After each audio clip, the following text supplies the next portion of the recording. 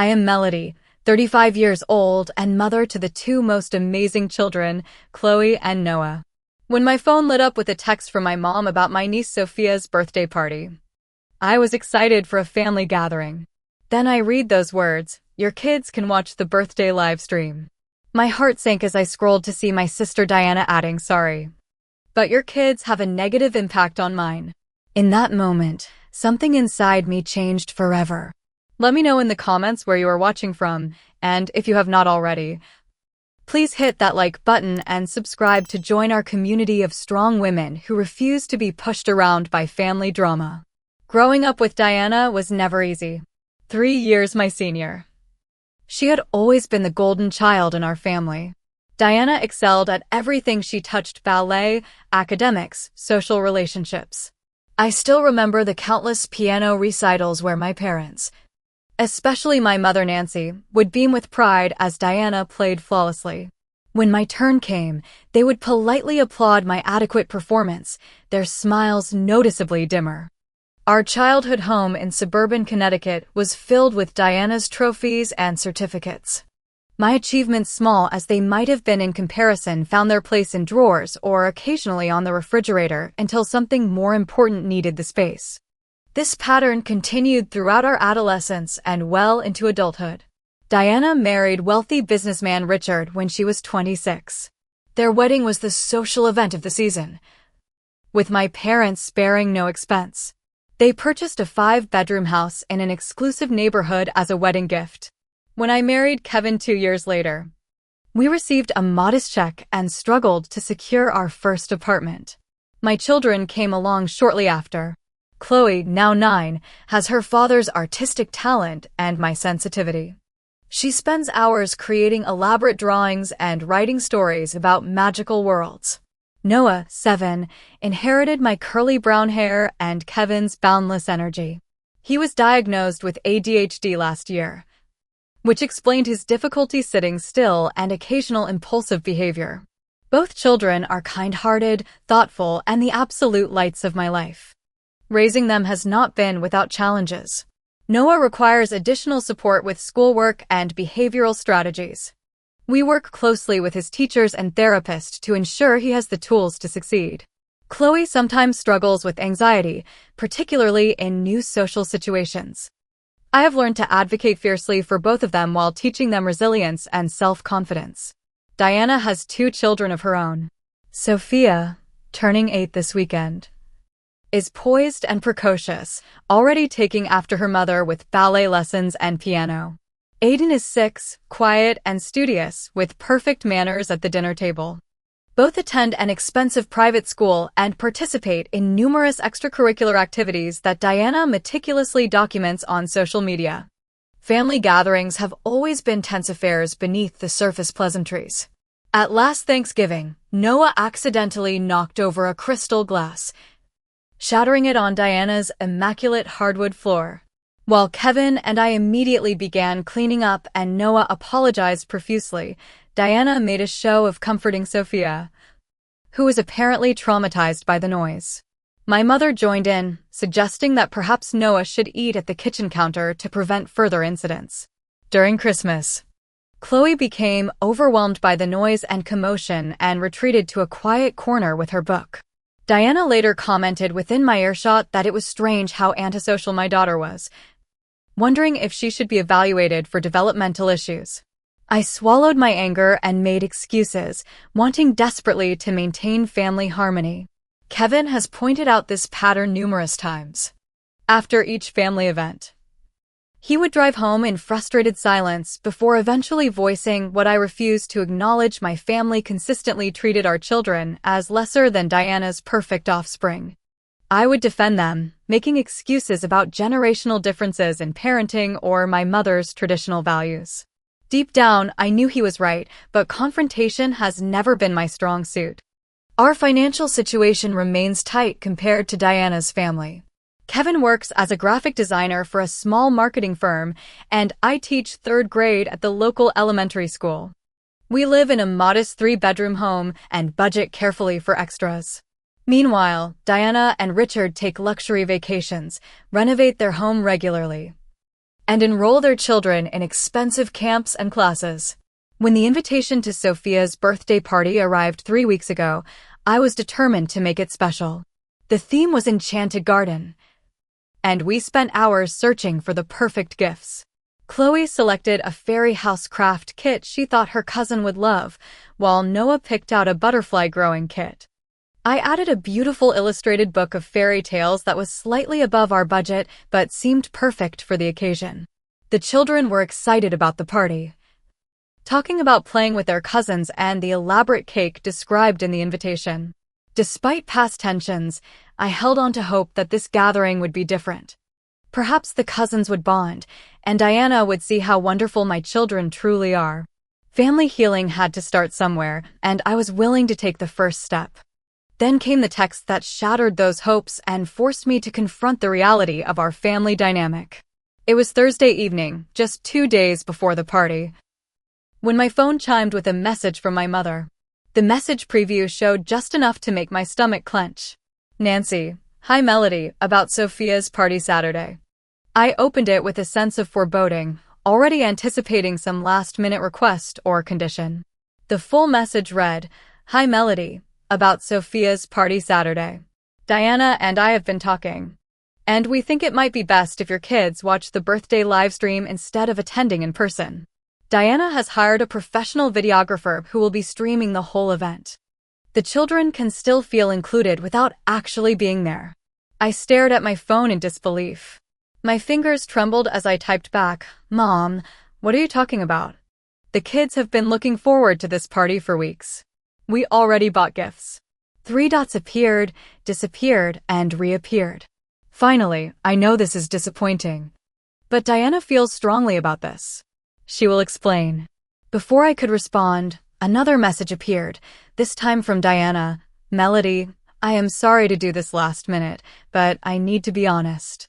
Your children have a negative impact on mine. Noah is too disruptive with his condition, and Chloe makes Sophia uncomfortable with her oddness. The last few family gatherings have been stressful for my kids, and I want Sophia's special day to be perfect. You understand, right? You are still welcome to come alone." The room seemed to spin around me. Condition. Oddness.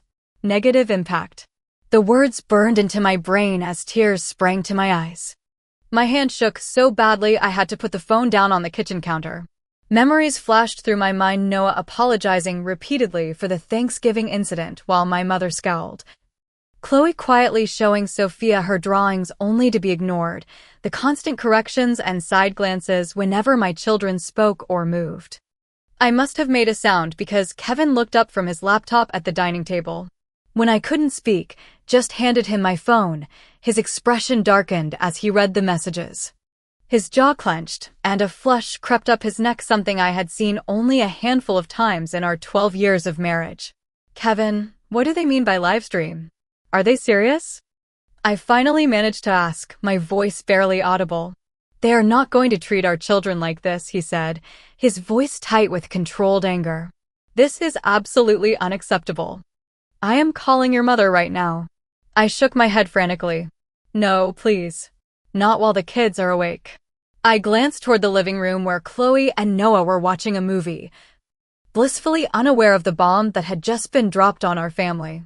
The shame and hurt swirled together with a growing anger. How dare they label my children as problems? How dare they suggest they weren't good enough to attend a family birthday party?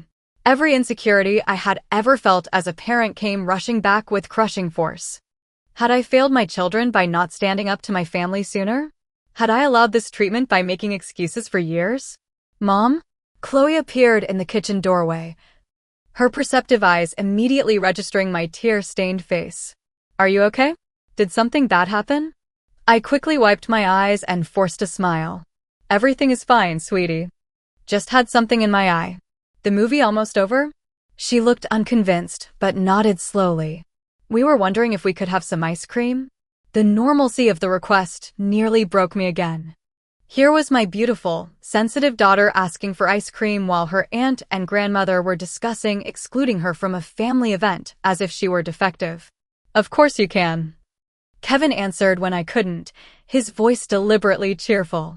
"I will get the bowls." Rocky road for everyone? After the children were in bed, Kevin and I sat at the kitchen table. The phones between us like toxic objects. I cannot believe they would do this, I whispered for the 100th time. What am I supposed to tell the kids? They've been talking about this party for weeks.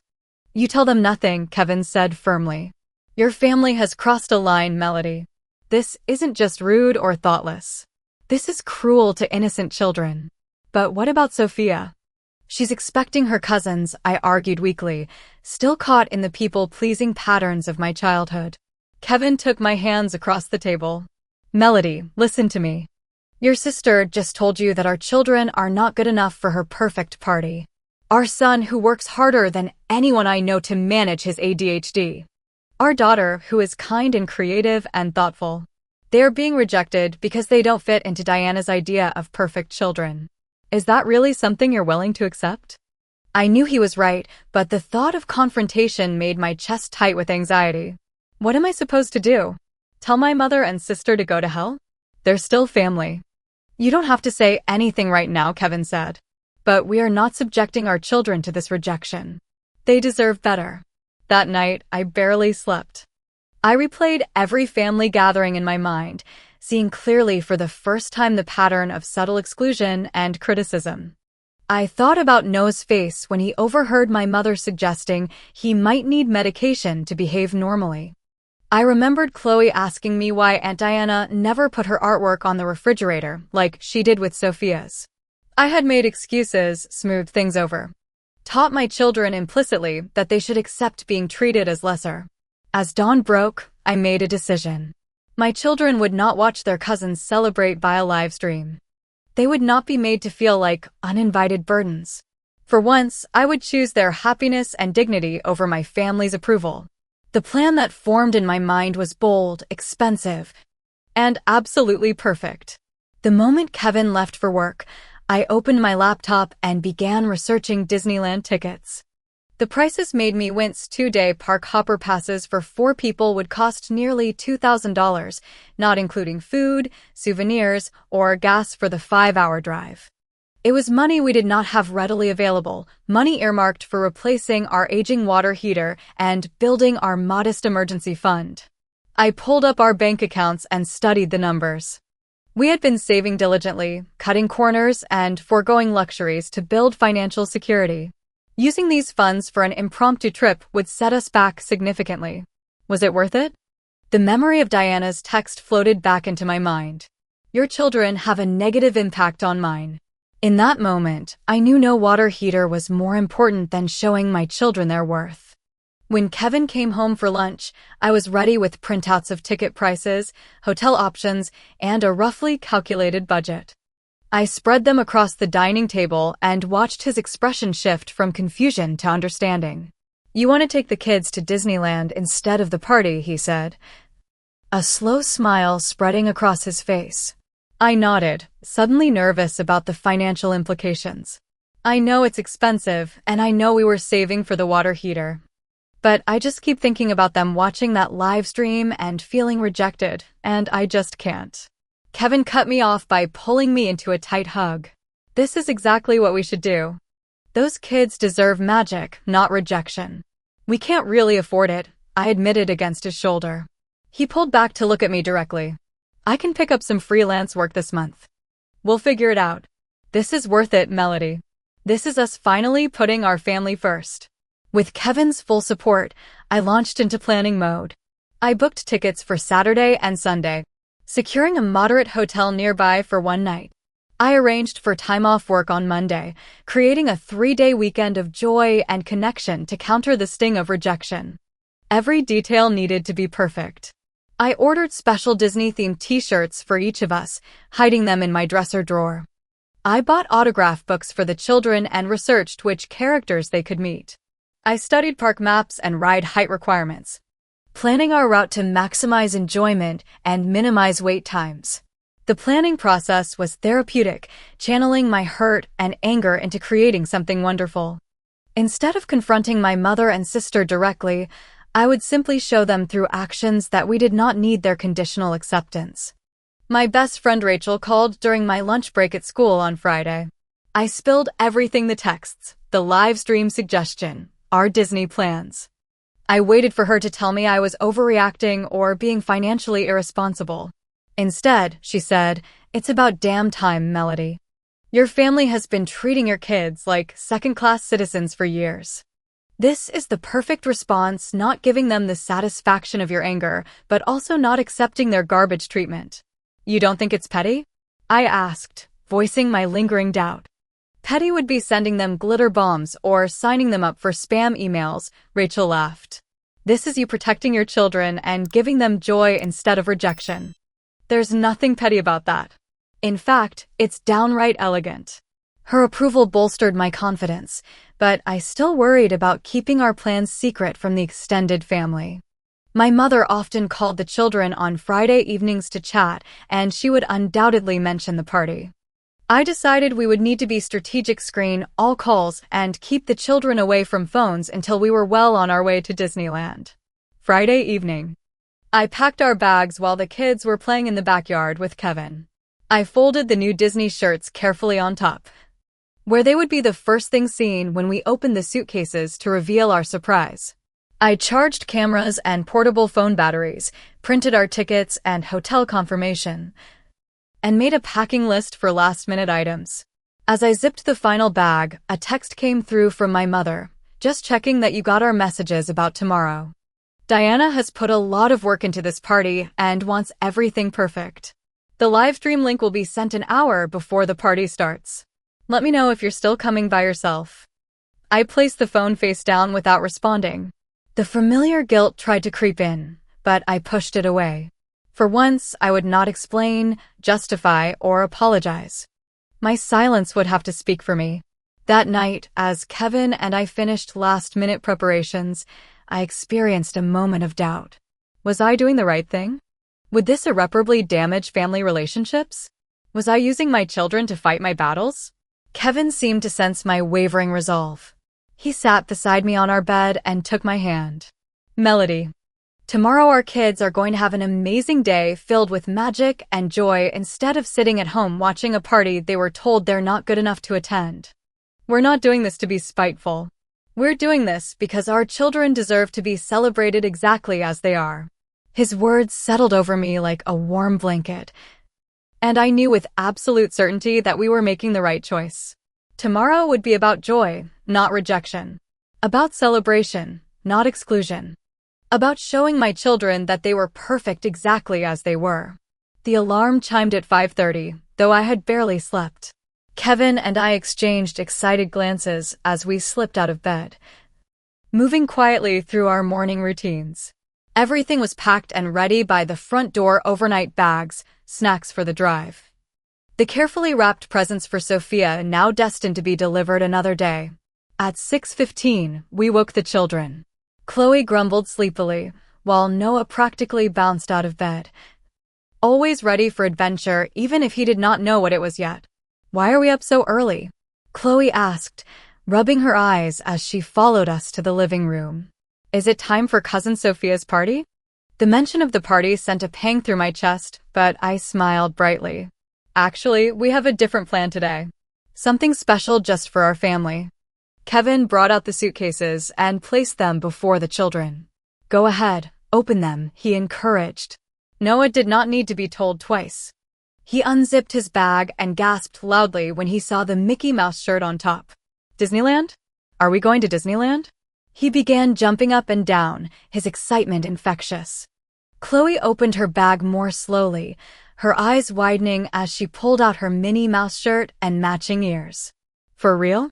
We're really going?" "Surprise!" Kevin and I exclaimed together. "We're going to Disneyland for the whole weekend." Noah launched himself into my arms, nearly knocking me over. "This is the best day ever," he shouted. Chloe, always more perceptive, looked confused. "But what about Sophia's birthday party? We got her presents and everything." I knelt down to her level, choosing my words carefully. "Sweetie, sometimes family plans change. We decided that our family needed a special trip together. We can celebrate with Sophia another time." She studied my face with those knowing eyes. "Did something happen? Did Aunt Diana say something mean again?" My heart ached at her perception. Nothing for you to worry about, I assured her. Today is about having fun as a family. Now, should we get on the road? The princesses are waiting. This successfully diverted her attention, and soon we were loading the car with excited chatter about which rides to try first and which characters they hoped to meet. I silenced my phone and tucked it into my purse, determined that nothing would intrude on our special day. The drive to Anaheim passed in a blur of sing-alongs, car games, and growing excitement. Noah could barely stay in his seat as we approached the park, and even Chloe's usual reserve had melted into eager anticipation. Seeing their joy, I knew we had made the right decision, regardless of the cost or consequences. Walking through the gates of Disneyland, hand in hand with my children, was a moment I will never forget. Their faces as they took in Main Street, the castle rising in the distance, the characters wandering among the crowds, it was pure magic. Noah's eyes were wider than I had ever seen them, and Chloe squeezed my hand so tight it almost hurt. We plunged into the day with abandon, riding attractions, meeting princesses, watching parades.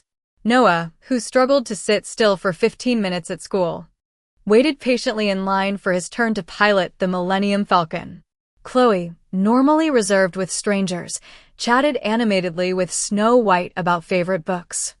We ate overpriced churros and wore silly hats and took hundreds of photos of beaming faces. Around noon, during a brief rest on a bench in Fantasyland, I checked my phone and found it flooded with notifications. 6 missed calls from my mother. 4 from Diana. Dozens of increasingly urgent text messages. Nancy, 9:15 a.m. Where are you? The party starts at 11. Are you coming alone? Nancy, 9:42 a.m. Melody, please respond. Sophia is asking about her cousins. Diana, 10:20 a.m. The guests are arriving. Are you planning to make some kind of statement by not showing up? This is childish. Nancy, 10:45 a.m. Several people have asked where you and the children are. This is embarrassing, Melody. Diana, 11:30 a.m. Sophia is upset that Chloe and Noah aren't here. She wanted to show Chloe her new dollhouse. What am I supposed to tell her? Nancy, 12:10 p.m. This is completely unacceptable behavior. Your sister has spent thousands on this party, and you're ruining it with your absence. At least answer your phone. The messages continued, growing increasingly frantic and angry. Apparently, despite their determination to exclude my children, their absence was now somehow ruining the party. The irony might have been amusing if it weren't so infuriating. What's wrong, Mom? Chloe asked, noticing my expression as I scrolled through the messages. I quickly put the phone away. Nothing important, sweetie. Just some work emails. Where should we go next? I think it's almost time for the parade. As the day progressed, the messages became more desperate. Sophia was crying because her cousins weren't there. Aiden kept asking for Noah. Guests were whispering about our absence. Diana was embarrassed. My mother was worried we had been in an accident. Finally, at 3 o'clock, as we posed for photos with Mickey Mouse, I decided to respond. I selected the happiest photo of the day, all 4 of us grinning widely in front of the castle, wearing our Mickey ears and eating ice cream cones. I sent it to both my mother and Diana with a simple message. Sorry we couldn't make it to the party. The kids are having a wonderful day at Disneyland instead. They can watch the live stream when we get back to the hotel tonight. The response was immediate and explosive. My phone began ringing repeatedly and text messages poured in. I caught glimpses of words like selfish, vindictive, and immature before I silenced the phone again and returned it to my purse. For a moment, guilt threatened to overshadow our perfect day.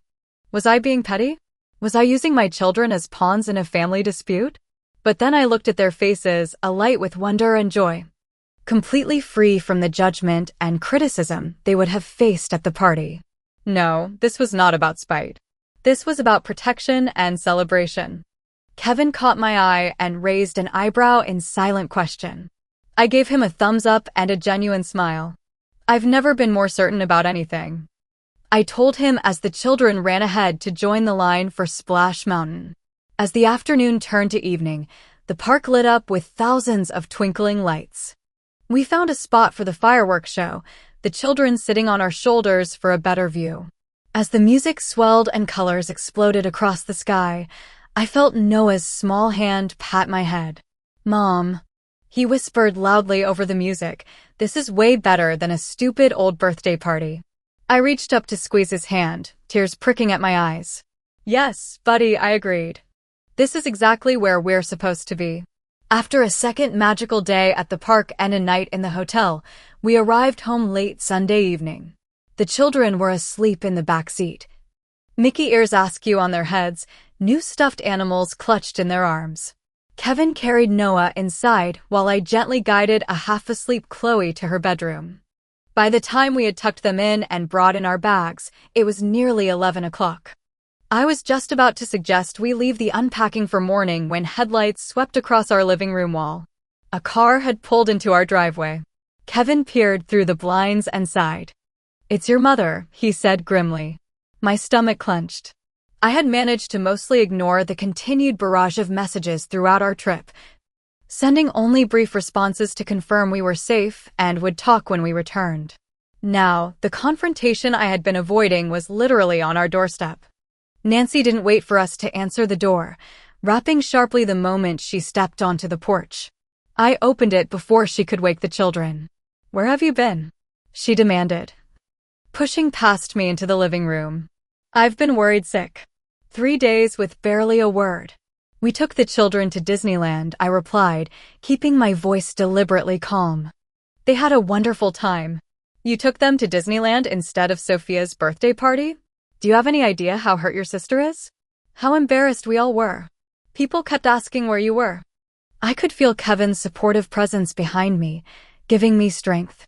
"Yes, we took them to Disneyland instead of having them watch a party they were explicitly uninvited from on a live stream." Nancy had the grace to look momentarily uncomfortable before rallying. "That's not what happened.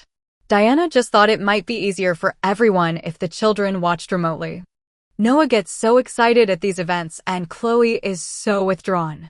Diana wanted Sophia's day to be perfect." The familiar justifications nearly made me falter. For so many years, I had accepted these explanations, believing that my children were somehow the problem. But not anymore. "Mom, Diana texted me that my children have a negative impact on hers." Those were her exact words. She didn't want them at the party because they're not perfect like Sophia and Aiden. She wanted me to come alone and leave my children at home to watch on a screen while their cousins celebrated without them. Nancy sank onto our couch, her expression conflicted. "Diana was just stressed about the party.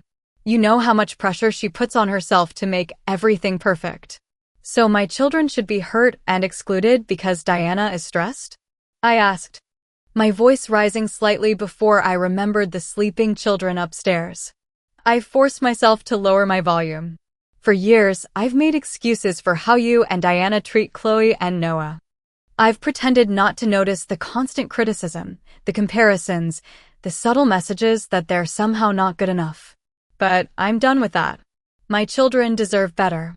"You're blowing this completely out of proportion," Nancy said dismissively. "It was one party." Kevin, who had been silent until now, stepped forward. "With all due respect, Nancy, it's never been just one party. It's been years of treating our children as less than Diana's. The comments about Noah's ADHD, the way you ignore Chloe's accomplishments while celebrating everything Sophia does, the constant suggestions that our parenting is somehow deficient. We've tolerated it to keep the peace. But this crossed a line." Nancy looked genuinely shocked, as if she had never considered how her behavior might be perceived. "I love all my grandchildren equally," she protested weakly. "Do you?" I asked, suddenly exhausted by the pretense. "Because you've never once put Noah's artwork on your refrigerator, but it's covered with Sophia's drawings. You've never attended one of Chloe's school performances, but you drive 2 hours for Aiden's soccer games. When Noah was diagnosed with ADHD, you told me it was probably because he watches too much television, but when Sophia had trouble with math, you hired her a private tutor. I would have done the same for you if you had asked," Nancy said defensively. "I shouldn't have to ask, Mom. You should want to be there for all your grandchildren." You should love them for who they are, not who you wish they were. Nancy stood up abruptly. I didn't come here to be attacked. I came because Diana is devastated. Sophia cried for hours because her cousins didn't come to her party. Aiden kept asking for Noah. They thought you would at least bring the children by after their Disney trip. She made air quotes around the words, as if our trip had been a fabricated excuse. You mean after we saw the live stream? I asked pointedly. Because that's what we were invited to do. Watch from afar because my children aren't good enough to attend in person. That's not fair. Melody, you're twisting everything. I'm not twisting anything. I'm finally seeing clearly. My children will not be treated as second-class members of this family anymore. If Diana wants them to be part of Sophia's life, she needs to accept them exactly as they are, not some idealized version that fits her perfect family image. Nancy gathered her purse. Her lips pressed into a thin line. I can see you're determined to be difficult about this. Diana was right, you've always been jealous of her. Now you're using your children to punish her. The accusation stung, striking at my deepest insecurity. For a moment, I questioned everything. Was this really about protecting my children? Or was it about my own unresolved feelings toward my sister? Kevin's hand found mine, squeezing gently. Melody's not using anyone, he said firmly. She's being a good mother. She's protecting her children from being hurt by people who should love them unconditionally. Nancy paused at the door. Diana will never forgive this, she warned. You've created a rift in the family that may never heal. As she left, I felt my legs give way, and I sank onto the couch. Kevin sat beside me, pulling me into his arms as I finally allowed the tears to come. I sobbed against his shoulder, releasing years of hurt and frustration. You did the right thing, he whispered into my hair. I'm so proud of you. As if on cue, my phone chimed with a text message. I almost ignored it, assuming it was more recriminations from my mother, but something made me check. It was from Diana. We need to talk. Not through Mom. Just us. The kids are asking about their cousins. It wasn't an apology, not even close. But it was the first message that acknowledged my children as people who mattered to hers. It was a small crack in her perfect facade, a tiny opening that might eventually lead to understanding. I showed Kevin the message. Should I respond? I asked. Not tonight, he advised. You've done enough emotional labor for one day. Let her sit with it for a while. I nodded, too drained to argue. As we finally headed upstairs to bed, I peeked into the children's rooms. Noah was sprawled across his bed, one arm flung over his new Chewbacca plush. Chloe was curled on her side, her mini ears still perched on her head. Both were smiling slightly in their sleep, their dreams undoubtedly full of the magic we had experienced together. In that moment, I knew that whatever came next with my family, whatever bridges needed to be built or boundaries established, I had made the right choice. These precious children deserved a mother who would stand up for them, who would choose their joy over others' expectations. For the first time in my life, I had been that mother. And it felt right. Monday morning brought a strange silence. No further texts from Diana or my mother. No calls. Just the echo of last night's confrontation and the lingering joy of our weekend adventure. The children returned to school on Tuesday, bursting with stories about their Disney trip. Their teachers sent me knowing smiles at pickup, commenting on the detailed accounts they had heard throughout the day. I wondered briefly what they would think if they knew the full story behind our impromptu vacation. Wednesday evening. As I was preparing dinner, my phone lit up with a text from Diana, just checking if the kids enjoyed Disneyland. It wasn't an apology. It wasn't even an acknowledgement of what had happened. But it was a reach across the divide she had created. After consulting with Kevin, I sent a simple response. They had a wonderful time. The character breakfast was their favorite part. Nothing more came that day, but Thursday morning I found a package on our doorstep. Inside were 2 small Mickey Mouse stuffed toys with a note in Diana's handwriting. Thought they might like these. Sophia picked them out. I stood on the porch, turning the toys over in my hands. Was this Diana's version of an olive branch? A way to acknowledge her mistake without actually saying the words? I wasn't sure how to feel. Part of me wanted to hold on to my anger, to demand a proper apology before allowing any reconciliation. Another part remembered the cousins who were innocent in all this. The children who missed each other. I called Rachel during my lunch break, describing the strange peace offerings that had appeared. She sounds like she's trying, in her Diana way, Rachel observed. You know she's never going to fall on her sword and admit she was completely wrong. She's physically incapable of that level of humility. I laughed to spite myself. True. But is this enough? Should I just pretend everything's fine now because she sent some stuffed animals? Of course not, Rachel said firmly. But maybe it's a starting point. You set a boundary. And she's trying to respect it in her own awkward way. The question is, what do you want going forward? Complete estrangement or some kind of relationship with new ground rules? It was a good question, one I turned over in my mind throughout the day. By evening, I had decided. I texted Diana, "Thank you for the toys. The kids love them. Maybe we could meet for coffee sometime next week. Just us." Her response came quickly, "Tuesday at 10? The coffee shop on Main Street?" I agreed. And then spent the next 5 days alternating between rehearsing what I would say and considering canceling altogether. Kevin encouraged me to go, reminding me that establishing new boundaries didn't mean cutting all ties. Diana was already at the coffee shop when I arrived, 2 cups on the table before her. She looked immaculate as always, designer jeans, cashmere sweater, not a hair out of place. But there was something different about her expression.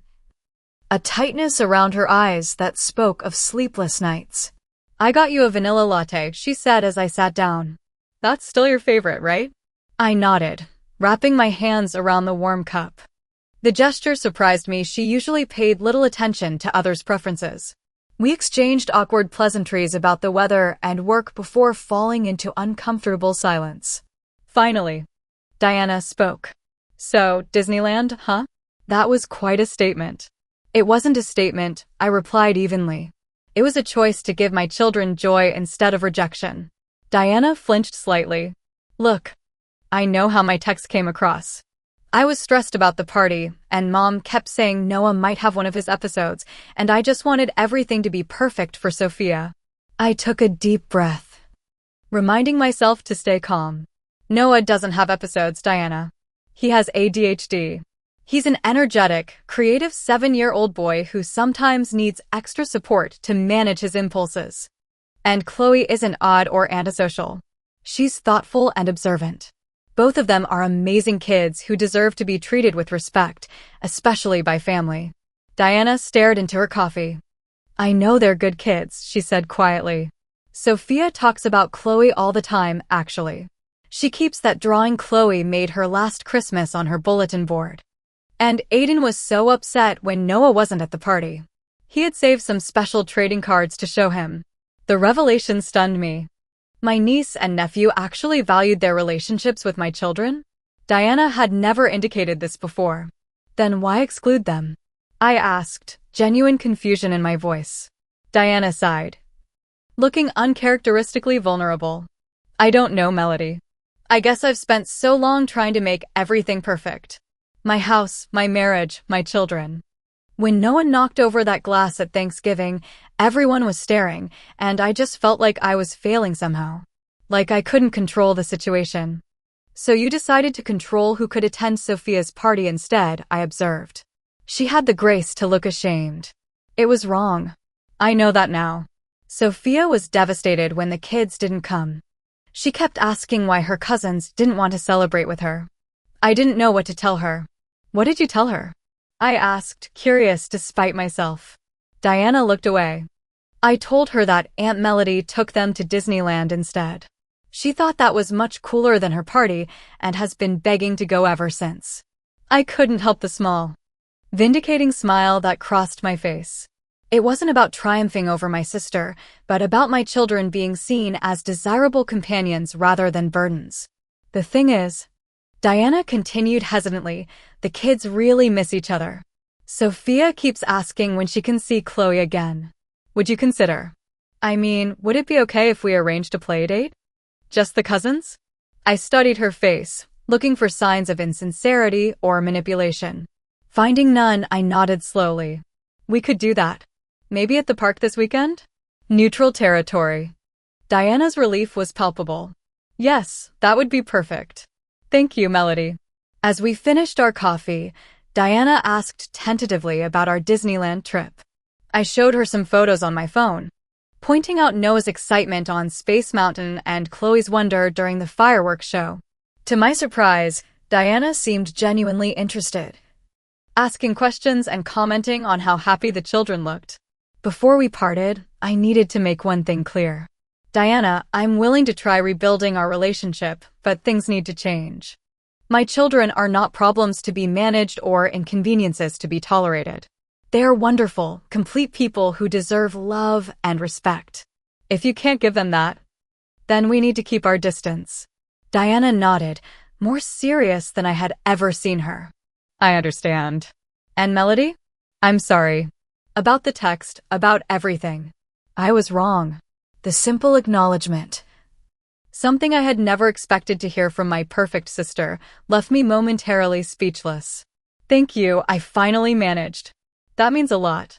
As I walked to my car, I felt lighter somehow, as if a burden I had carried for years had begun to shift. This wasn't a fairy tale ending, everything wasn't suddenly perfect. But it was a step toward something healthier, something more honest. For all of us. Saturday arrived with perfect spring weather for our park play date.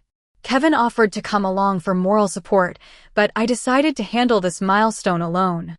As I helped the children choose outfits and pack snacks, I reminded them gently that Aunt Diana and the cousins would be meeting us. Will Aunt Diana be mean again? Noah asked with the characteristic bluntness of a 7-year-old. My heart ached at the question. She's going to try to be nicer, I promised. And if anyone says anything that makes you feel bad, you come tell me right away, okay? Both children nodded solemnly. Chloe squeezed my hand. We're glad you took us to Disneyland instead of the party, she whispered. It was the best weekend ever. Diana arrived at the park precisely on time, looking slightly less polished than usual in casual jeans and a simple blouse. Sophia immediately ran to Chloe, pulling a friendship bracelet from her pocket. I made this for you, she announced. It matches mine. Aiden approached Noah more cautiously, holding out a pack of trading cards. Want to see my new holographic ones? He asked. I got them at the party, but they're not as cool as Disneyland. The adults watched in amazement as the children reconnected instantly, with none of the awkwardness that plagued their mothers. Within minutes, they were playing on the jungle gym together, their laughter carrying across the park. Diana and I sat on a nearby bench, maintaining a careful distance. The kids seem fine, she observed. Kids are resilient, I replied, and they don't carry all our baggage. As the playdate progressed, I noticed something remarkable. Diana made no attempt to correct Aiden when he got overexcited racing with Noah. She didn't flinch when Sophia's designer jeans got grass stains from sitting in the field making daisy chains with Chloe. She seemed to be trying, really trying, to let go of her need for perfection. When it was time to leave, the children exchanged reluctant goodbyes with promises to meet again soon. On impulse, I suggested, maybe we could do a family dinner next weekend? All of us. Including Mom? Diana looked surprised but nodded. That might be good. At our house? I agreed, and spent the next week preparing the children and myself for this next step in family reconciliation. Kevin was supportive but cautious. Just remember, they need to meet you halfway, he reminded me. Don't fall back into old patterns of accepting less than your family deserves. The family dinner was as awkward as expected at first. My mother arrived with tense smiles and forced cheer. The children, sensing the strange atmosphere, were unusually quiet as we gathered around Diana's dining table. After several minutes of stilted small talk, Nancy cleared her throat. I owe you all an apology, she said formally. I should have been more supportive of all my grandchildren. I hope you'll give me another chance. It wasn't the most heartfelt apology, but from my proud mother, it was significant. I nodded my acceptance, not trusting myself to speak without emotion. The dinner progressed more naturally after that. Diana had thoughtfully prepared Noah's favorite mac and cheese alongside the more sophisticated adult options. when he accidentally spilled his water glass. She simply handed him a napkin with a casual, "No worries, buddy." Happens to everyone. The true test came after dinner when Noah, overstimulated by the excitement and sugar from dessert, began racing around the living room making spaceship noises. In the past, this would have earned sharp looks and suggestions that I control my child better. This time, Diana surprised me. "Noah," she called, making him pause mid-flight. "Did you know we have a huge backyard perfect for spaceships? Why don't you show Aiden your best flying out there?" Both boys raced outside, their excited voices drifting through the open windows. Diana caught my stunned expression and shrugged. Kids need to move. Aiden too, though he shows it differently. In that simple statement, I heard the beginnings of true understanding. Not tolerance or judgment, but genuine acceptance that children have different needs and personalities. As the weeks passed, our family found a new rhythm. The cousins had regular playdates, sometimes at our house, sometimes at Diana's. My mother made visible efforts to connect with Chloe and Noah, attending Noah's chaotic but enthusiastic school play and praising Chloe's latest art project. It wasn't perfect. Old habits occasionally resurfaced, like when Diana commented on Noah's untied shoelaces in a slightly disapproving tone, or when my mother unconsciously compared the cousins' progress in reading. But now, instead of silently seething or making excuses, I addressed these moments directly but kindly. The difference was that they listened, really listened, and tried to do better. One evening, as Kevin and I watched the children playing in our backyard with their cousins, he wrapped an arm around my shoulders. "You know what that Disneyland trip really was?" he asked. "What?" I leaned into his embrace, content in the moment. "It was you finally showing everyone, including yourself, that our family matters. That our children deserve to be celebrated for exactly who they are." He was right. That impulsive, expensive weekend had been transformative, not because of the rides or characters, but because I had finally stood up for what mattered most. I had drawn a line and demanded respect for my children. The lesson wasn't about grand gestures or perfect responses. It was about having the courage to establish boundaries, even with those we love. It was about teaching my children, through example, that they should never accept being treated as less than they are. Family healing is a journey, not a destination. We continue to navigate this new territory together imperfectly but honestly. Diana and I may never have the effortless closeness some sisters enjoy, but we have found a mutual respect that allows our children to enjoy their cousins without feeling judged or diminished. As for my mother, she recently hung Noah's science fair certificate prominently on her refrigerator, right next to Sophia's ballet recital photo. It's a small thing, perhaps, but in our family's context, it represents monumental change. The journey continues, with occasional missteps and many moments of growth. But the most important thing is that my children now move through family gatherings with confidence rather than caution, secure in the knowledge that their mother will always stand up for them. Have you ever had to make a difficult choice to protect your children's feelings? What boundaries have you set with family members who didn't treat your kids fairly? I would love to hear your stories in the comments below. And if this story resonated with you, please hit that like button and subscribe to hear more about our family's journey. Share this video with anyone who might need encouragement to stand up for their children. Thank you all for your support. And remember that sometimes the most powerful thing we can do is simply refuse to accept less than our children deserve.